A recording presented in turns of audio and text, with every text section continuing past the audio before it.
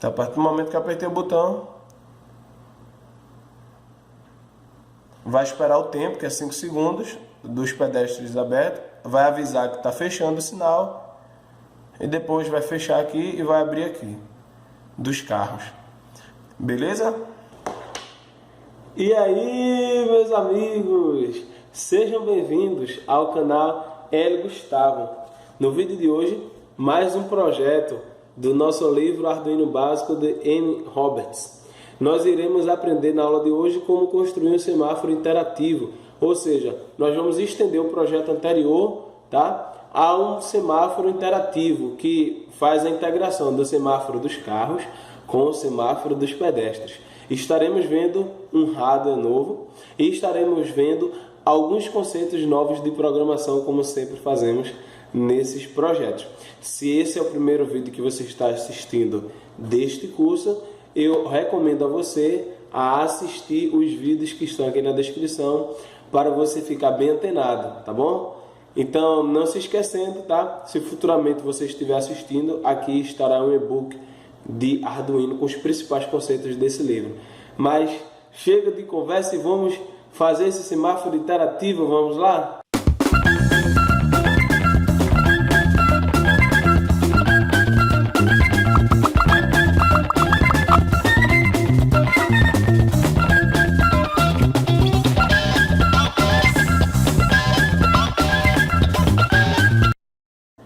Bem, pessoal, esse projeto, o objetivo é inserir no projeto anterior, que foi um semáforo, tá, comum, onde ele funciona normalmente, abrindo, amarelando, fechando. Aqui nós iremos incluir um semáforo para pedestre e um botão para que os pedestres solicitem a travessia da rua. Então, esse é o primeiro projeto em que nós iremos interagir com o Arduino, fazendo realizar algo, que neste caso é por meio de um botão. Então, nós iremos fazer, tá, um projeto interativo. É o nosso primeiro projeto interativo, ou seja, você tem a possibilidade de você interagir com o Arduino. Veja que legal. Antes, você gravava o programa e o Arduino ficava lá, rodando o programa dele, sozinho, tá? E de forma independente. Agora, eu posso modificar a forma com que o Arduino funcione apertando o botão, ou seja, eu consigo interagir com o Arduino. E nós vamos ver futuramente que nós vamos interagir com o meio, vamos fazer o Arduino interagir com o meio ambiente, com o meio onde ele está. Mas nesse projeto é você quem vai interagir com o Arduino. E para isso, nós vamos precisar dos mesmos componentes do projeto passado e nós iremos adicionar um botão, tá? É um push button, ou seja, é um botão táctil que ele é pressionado, não é?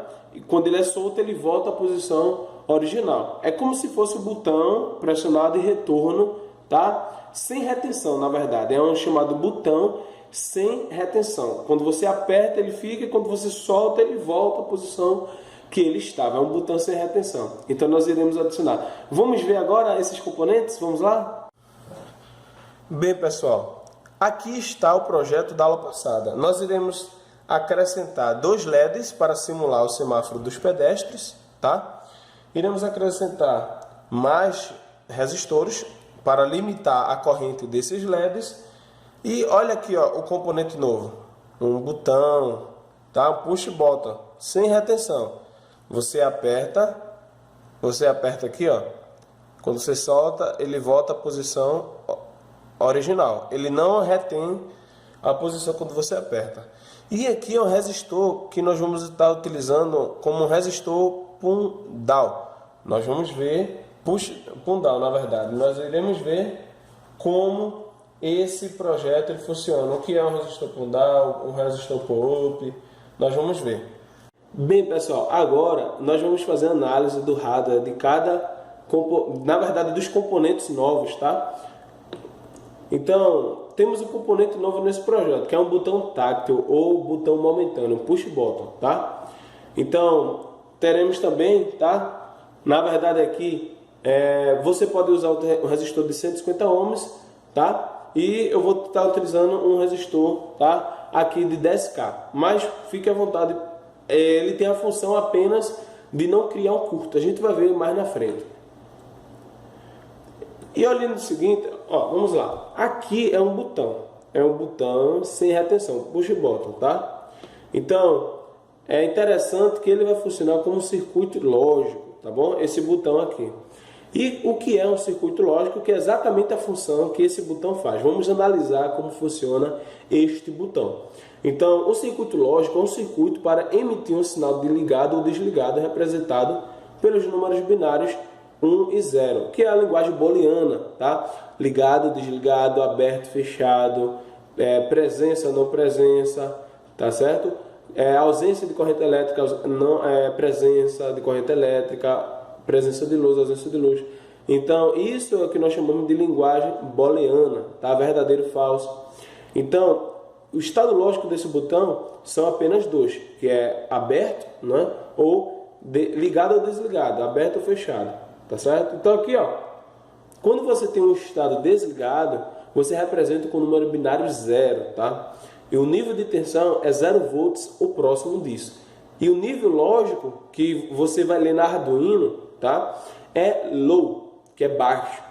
Ao contrário, o estado ligado tem o número binário 1, nível de tensão 5 volts é o próximo, e nível lógico que você vai ler na entrada, na porta digital da sua placa Arduino é high. Aí aqui eu coloquei aqui, se a voltagem não ficar próximo de 0 ou próximo de 5, não é?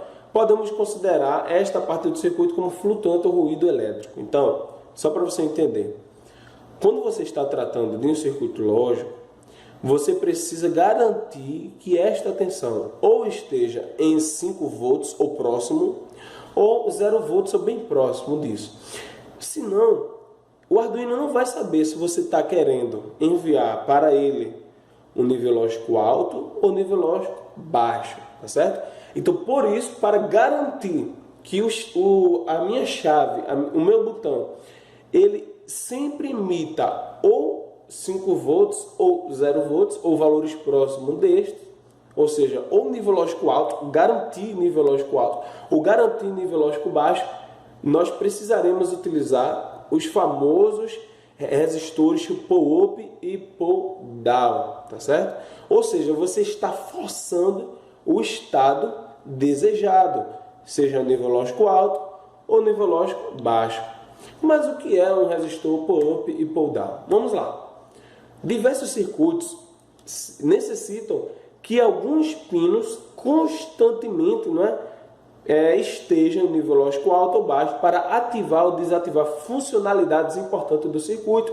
Por isto, estes resistores são importantes para estas aplicações. Então, exatamente nesse projeto, eu quero garantir que o botão na verdade, que o sinal digital entre na porta da Arduino realmente quando algum pedestre apertar o botão. Porque se esse valor ficar flutuando, nós podemos dizer assim, variando, eu não sei se um pedestre apertou ou não o botão. Eu vou ter um ruído elétrico, tá certo? Então, para evitar um ruído elétrico, então nós colocamos esses resistores. Existem chips, existem circuitos integrados, circuitos lógicos que precisam desses resistores, tá? Temporizadores, precisam garantir, tá? Aquele nível lógico alto ou nível lógico baixo, tá certo? Para garantir que quando alguém aperte, não é? Você tenha um disparo de um contador, tenha um disparo de alguma função do programa, tá certo? Então, o esquemático dele elétrico é o seguinte, né? O objetivo é evitar que o nível lógico do pino Arduino fique flutuando entre 0 e 5 volts aí, tá? Entre 0 e 1 binário, tá certo? Então, corrijam aí. Então, é o seguinte, ó. Aqui, não é? 5 volts, tá certo? É os 5 volts da Arduino mesmo. E aqui é a entrada da porta digital do Arduino. Então, o resistor, aqui no caso é um resistor pull down, não é? O resistor pull down, tá? Ele é conectado no negativo e o pull up no positivo. Então, aqui, ó, aqui está o botão. Então, essa chavezinha aqui em cima representou o botão, tá certo? E o que acontece? Quando eu fechar o botão, Se não tiver esse resistor aqui, o meu circuito, né? No meu circuito aqui, ele vai tá conectado aqui diretamente no negativo, tá certo?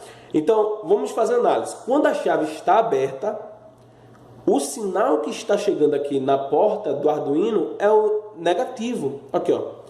É o negativo. Então, você está conectando o negativo. Se não tivesse esse resistor, a tensão iria ficar flutuando, tá? Então, quando fecha aqui a chave, ou seja, quando eu pressiono o botão, essa corrente ela circula aqui, ó, não é? Ela faz esse caminho aqui. Quando o botão é pressionado, a corrente flui pelo caminho de menor resistência, tá? Então, onde está a menor resistência? Está nesse caminho aqui, ó. Então, a corrente ela não vai circular por aqui. Ela vai circular por aqui, porque aqui é o caminho de menor resistência. Então, aqui, ó, você coloca um resistor de 10K, tá certo? Lá na frente eu falei 150, mas aqui você coloca 10K para garantir que a corrente não vai circular por ali.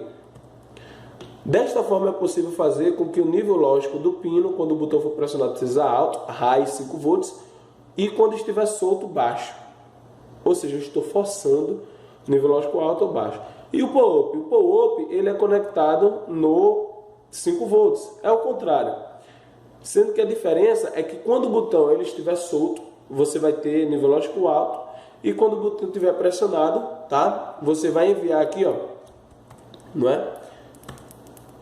Ó, quando o botão é pressionado, a corrente flui pelo caminho de menor resistência. Então a corrente vai fluir pelo outro lado, e quando eu apertar, ele vai enviar o quê? O sinal negativo, não é? O GND. E quando estiver solto, ele vai enviar nível lógico alto, 5 volts. Então aqui é a mesma observação, tá? Aqui tem um resistor power-up interno da Arduino que você pode utilizar. Inclusive, aqui nós já fizemos um projeto, se você quiser pesquisar aqui. Piano, vou deixar o link na descrição. Piano com Arduino. Então lá eu utilizo a resistência power-up interna da Arduino. Então não é necessário nem você estar utilizando esse resistor aqui. Mas é importante você utilizar resistências power-up externa. É importante também se você tiver. Então aqui eu coloquei aqui nos pinos digitais analógicos da Arduino, temos uma resistência power-up interna de 20K ohms que devem ser ativadas via software. Então ao invés de você definir, né, o pin mode input, você define pin mode input power-up, não é? Nós temos um projeto aqui que nós fizemos dessa forma.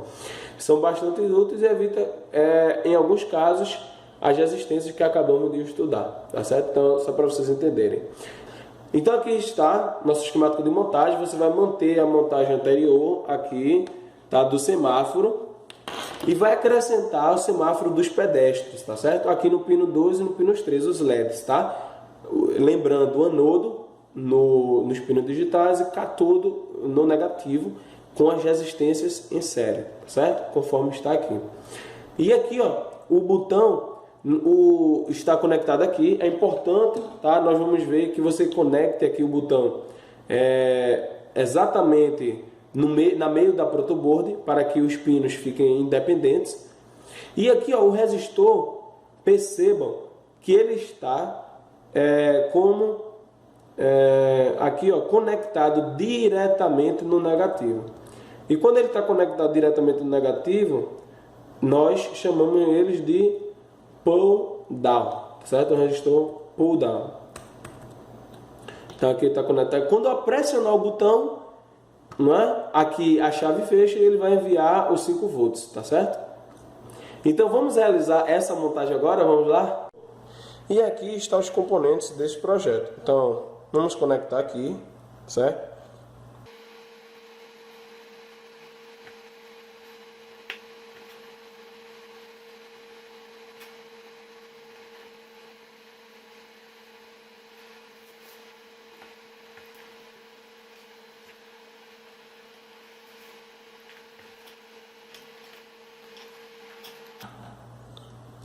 Pronto, pessoal, conectado os LEDs, não é? Aqui você já conhece como conectar, porque nós fizemos isso na aula passada. Agora, nós vamos conectar o botão.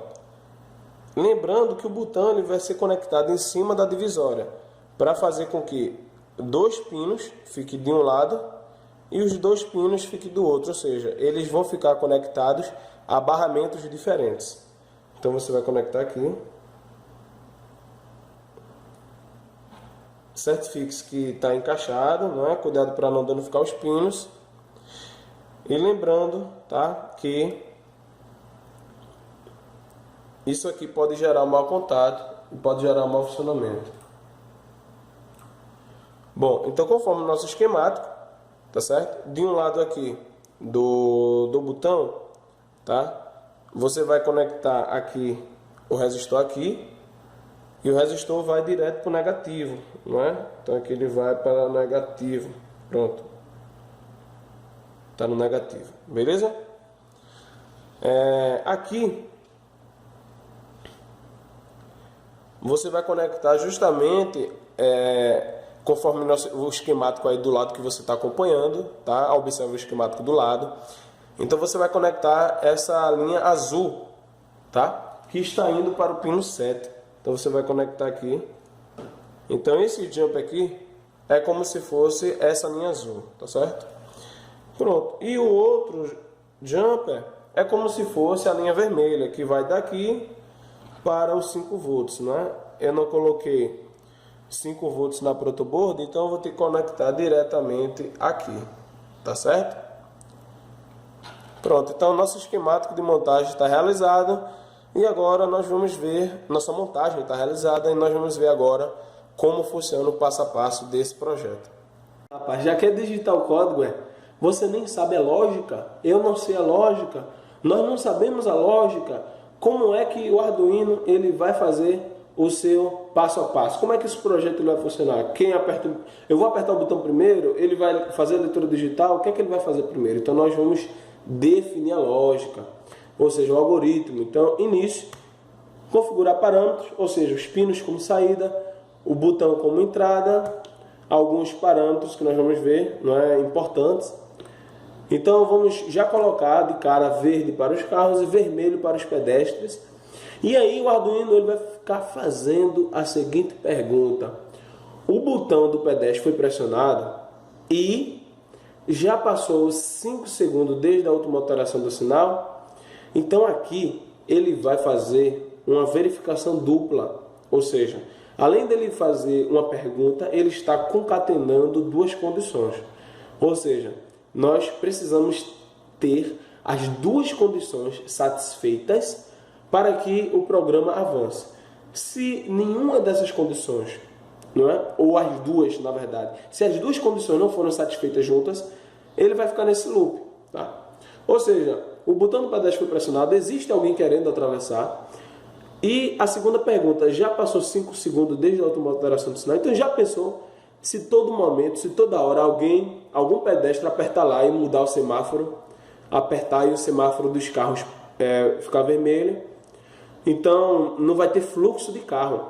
Então eu preciso garantir que tenha um tempo mínimo, tá certo? Aqui eu coloquei 5 segundos para que a gente possa testar, mas não podemos colocar 60 segundos, 2 minutos, tá certo? Então, para que todas as vezes que o botão do pedestre for pressionado, o semáforo não altere.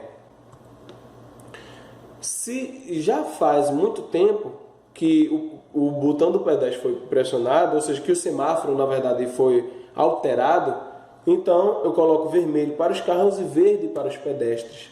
E espera um tempo para os pedestres atravessarem. Aí eu coloco verde para os carros e vermelho para os pedestres, tá certo?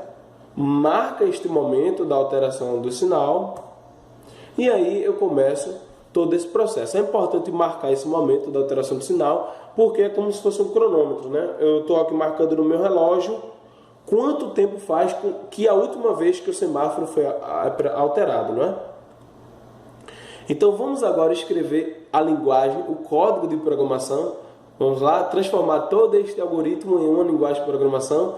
Vamos fazer a codificação do nosso projeto. Vamos lá? Bem, pessoal, aqui está o código do nosso projeto, tá certo? Então, aqui está o comentário, título, aqui os LEDs do semáforo dos carros.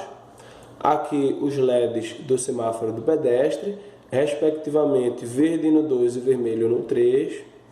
Aqui tem agora 4 variáveis novas, tá certo? A variável do botão. Essa variável, na verdade, é a variável que estará conectado, né, o pino do botão, que estará no pino 7, conforme o nosso esquemático. Outra variável, estado. Essa variável ela vai armazenar o estado do botão. Dentro dessa variável, nós aprendemos que a variável é uma caixinha onde nós armazenamos valores. Então, dentro dessa variável, que o Arduino vai verificar o botão do pedestre, ele está acionado, ele está pressionado ou não. É nessa caixinha que ele vai fazer essa pergunta. Aqui eu vou definir o tempo mínimo, tá? Que o semáforo dos pedestres ele deve ser acionado. Para que a todo momento, toda vez que alguém aperte lá, o semáforo dos carros não feche, porque senão prejudica o fluxo dos carros. Então aqui é o tempo mínimo, tá certo? Aqui é justamente o momento, tá? O momento que a última vez, na verdade, que o semáforo dos pedestres ele foi modificado, tá certo? Então, na verdade, o Arduino vai perguntar que horas foi que o semáforo dos pedestres foi alterado. Ele precisa fazer essa pergunta para saber se é o momento, se é o tempo mínimo, se já se passou um tempo mínimo do fluxo dos carros, tá certo? Aqui você declara os LEDs como saída, tá certo? Aqui você declara o pino do botão como entrada, tá certo? Porque é interessante agora, eu quero fazer essa observação. Por que você declara como entrada input?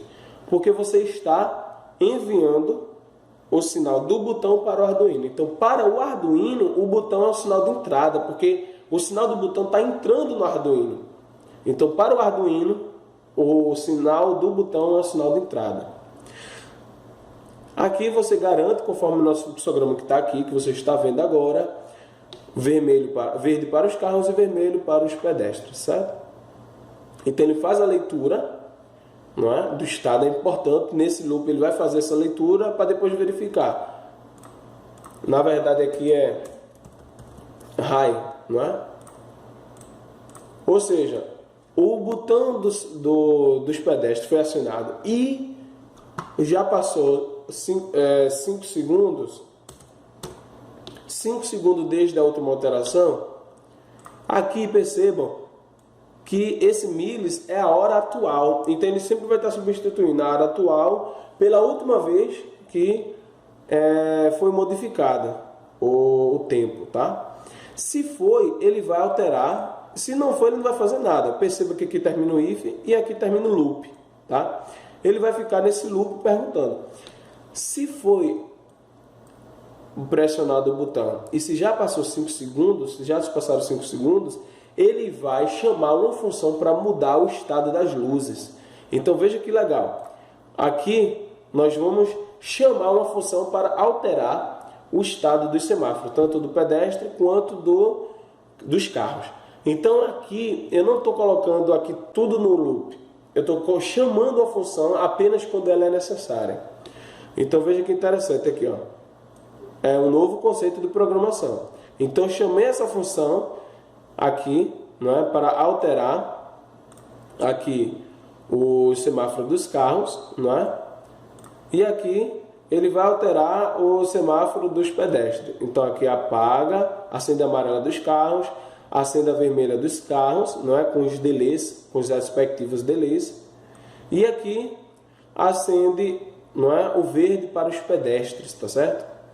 Então isso é importante. E espera um tempo para o pedestre, tá? Que o tempo para o pedestre nós colocamos aqui de 5 segundos, tá? Lembrando que, esse tempo aqui é o tempo que o semáforo dos pedestres vai ficar aceso, tá certo? E aqui, ó, você faz um for, conforme nós vimos, tá? No nosso projeto, aqui o for, ele vai ficar fazendo essa repetição, tá certo? Essa repetição para alertar, não é? Lembra quando o semáforo do pedestre está fechando? Aí ele fica alertando, ó, avisando ao pedestre, olha, vai fechar o teu semáforo, vai abrir o semáforo dos carros. Então é nesse foco. Ele fica acendendo, ó, acende, espera o tempo e apaga, espera o tempo para causar o efeito do pisca-pisca. Aqui ele faz a troca, não é? Acende o vermelho para os pedestres, tá? E aqui, ó, coloca o verde nos carros, ou seja, volta à condição original. E aqui ele marca o momento, e aqui que é interessante, não é? Aqui, ó, registra o tempo desde a última alteração do semáforo. Então é exatamente nesse momento que ele vai marcar o momento. E aqui ele vai retornar para o loop, né, do programa, tá certo?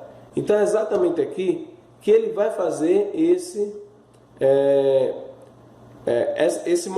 vai marcar o momento em que o semáforo dos pedestres foi alterado, e aqui ele volta para cá. Ele volta imediatamente para cá, para baixo, tá certo? Então, vamos agora verificar, não é? Nós vamos agora fazer o carregamento, tá? Que você já sabe fazer, e nós vamos verificar o funcionamento. Vamos lá? Bem, pessoal, semáforo dos carros e semáforo dos pedestres, tá certo?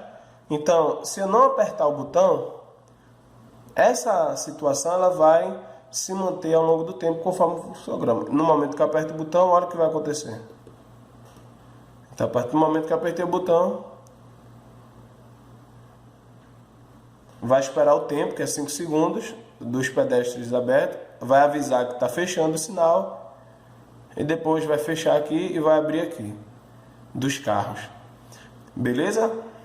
Bem, pessoal, vamos fazer uma análise do código agora, de conceitos novos. O primeiro conceito é esse. Nós utilizamos uma variável, tá? Tipo unsigned long, tá? Uma variável com o nome de chunk time. Então, essa variável aí, ela é do tipo long, diferentemente do tipo inteiro, e ela tem a capacidade de armazenar, tá, um número entre menos 2 bilhões e mais 2 bilhões, esse número bem grande que você está vendo aí do lado, tá certo? Então, como foi especificado, unsigned quer dizer que são apenas valores positivos, então quer dizer que é de 0 a 4 bilhões, tá certo? Então, imagina o tamanho dessa variável, lembrando que variáveis são caixinhas, então imagina que essa variável é uma caixona, uma caixa bem grande, tá certo? E eu coloquei aqui, ó, como a variável inteira só era possível armazenar até 32 segundos. Então, esse tempo aí quer dizer o seguinte: será que vai passar 32 segundos sem alguém apertar um semáforo ou o botão lá do pedestre? É razoável. Mas essa variável unsigned long que nós utilizamos, ela coloca um intervalo de até 49 dias. Por quê? Porque se você pegar esse 4 bilhões, 294 milhões, 907.297 milissegundos e dividir por exatamente pelo transformar esse tempo em dias, você tem 49 dias. Agora eu faço a pergunta a você: será que nós vamos passar 49 dias sem ninguém pressionar o botão? Essa tolerância não está muito grande. Então, será que vai causar algum tipo de problema essa variável? Lembre-se, variáveis, ela ocupam espaço de memória no seu microcontrolador. Então, você precisa ter cuidado ao utilizar essas variáveis, tá? Porque o microcontrolador, o Atmega, não é que é o Atmega, o microcontrolador do Arduino Atmega, ele possui uma memória pequena. Então, imagina como se fosse um ônibus. Então, se você está colocando muita informação que não é necessária, tá? Muita informação que não é necessária, o que é que vai acontecer? A sua memória vai ficar cheia, o seu programa vai ficar lento, tá certo? Então você precisa saber o tipo de variável, o tipo de dado, não é? O tamanho que você quer armazenar. Então é interessante que você armazene a variável mais, escolha na verdade, o tipo de variável mais adequado para o tipo de dados que você quer guardar. Porque imagina, você vai utilizar, por exemplo, uma caixa bem grande para guardar um LED desse? Não vai. Você vai utilizar para guardar uma moeda uma caixa bem grande? Não.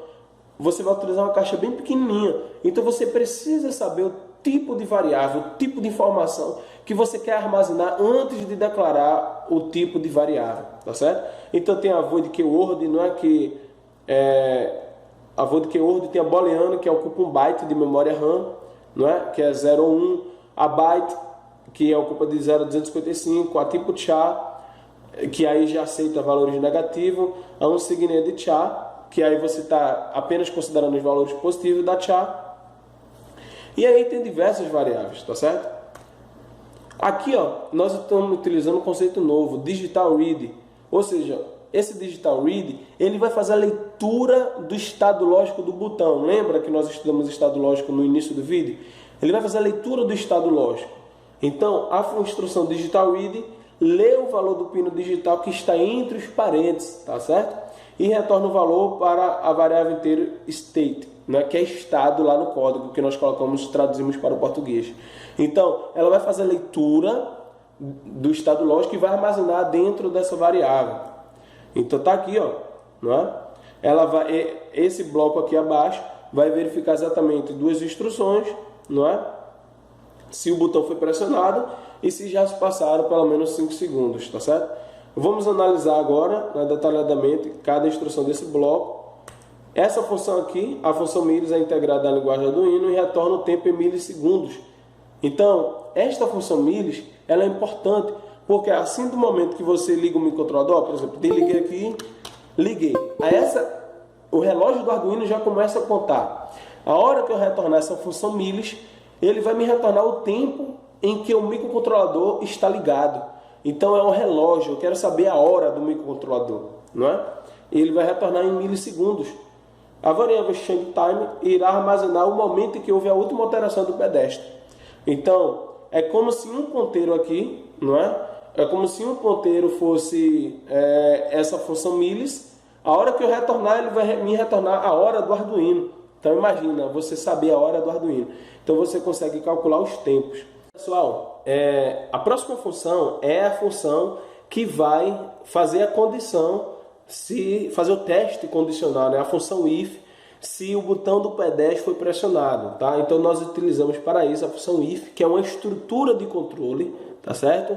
Cujo propósito é verificar se determinada condição foi atingida ou não. Então, aquele losango, não é, do nosso algoritmo é igualzinho a esse aqui, e ele vai ficar fazendo essa pergunta: o botão do pedestre foi pressionado? O botão do pedestre foi pressionado? Então, ele vai ficar fazendo essa pergunta, tá? Caso a condição seja verdadeira, as instruções que estão dentro deste bloco são executadas. Quais são as instruções do bloco do nosso projeto? A mudança, a alteração das luzes, tá certo? E outra coisa, dentro dessa função if, nós colocamos a condicional, que dentro do nosso algoritmo, tá, é aquele i, não é? Então, nós podemos estar utilizando, tá, estruturas lógicas, tá, operadores lógicos, tá? O símbolo i é um operador booleano, não é? Ou seja, são instruções lógicas, tá bom? Então, nós podemos utilizar o igual, podemos utilizar o ou lógico, o i lógico, que foi o que nós utilizamos, e o não, que é simbolizado por uma exclamação. O i verifica se duas condições são iguais. Na verdade, o igual, né? Igual, ele verifica se as duas condições são iguais. O i é verdadeiro apenas se ambas as condições foram verdadeiras, que é o nosso projeto. O ou, que são duas barras verticais, é verdadeiro se um ou mais operando forem verdadeiros. E a exclamação é verdadeira quando apenas se o operando for falso, né? Se a condição for falsa. Então elas são úteis para testar diversas condições em função if. Então aqui nesse exemplo aqui, não é?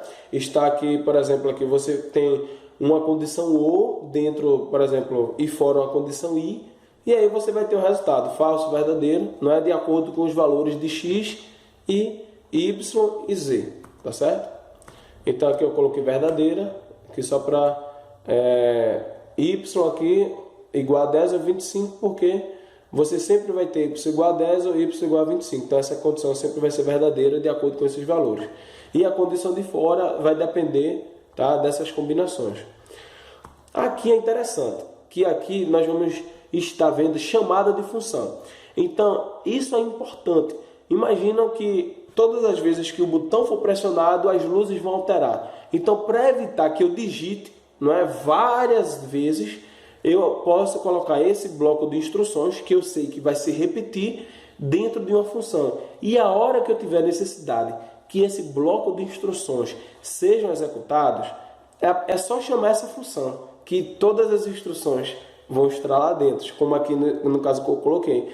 Eu chamo essa função change_lights e lá embaixo, mudança de luz, alterar o estado das luzes, vão estar as 4 instruções que eu quero executar, como nesse caso aí.